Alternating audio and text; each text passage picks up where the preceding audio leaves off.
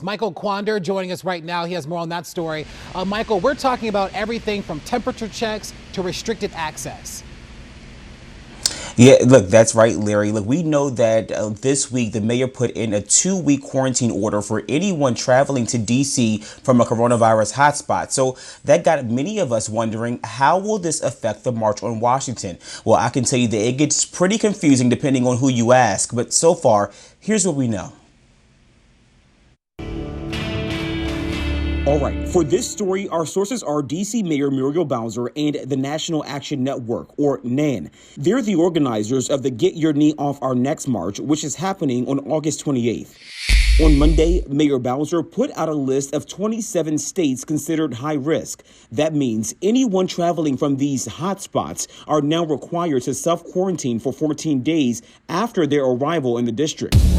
Be there from around the country. Despite the new restrictions, NAN announced yesterday that the march is still going down, but there will be some restrictions and enhanced safety measures. Organizers say they'll be handing out face masks, checking temperatures, and one thing that stands out in the list is that organizers will be restricting access to buses from states or cities that are COVID-19 hotspots. They are aware of all of the local guidance. But it was pretty difficult getting a straight answer from the mayor about how the restrictions might affect the march and people coming to attend. So, Mayor, how does this affect your travel advisory? It doesn't. So that is meaning you're basically encouraging, saying that people should be quarantined for 2 weeks to come? If the travel advisory is in effect on August 28th. So you're saying if people are coming to this march, they need to quarantine in D.C. 2 weeks before participating?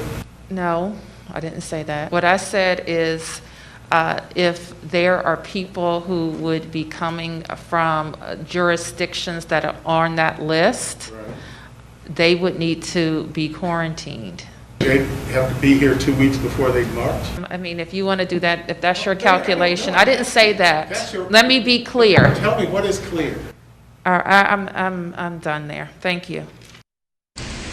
Okay, now, despite that bizarre interaction between the mayor and reporters, we can tell you that if those travel restrictions are still in place by the time the march happens, if someone travels here from a coronavirus hotspot, they will have to quarantine for 14 days after they get here. That means that they would have to get to D.C. and isolate by August the 13th. So they better get those bags packed pretty soon, right? So, Andy, we can tell you that it is worth noting that that list that the mayor puts out is updated every 2 weeks. Michael Quander, thanks for that update.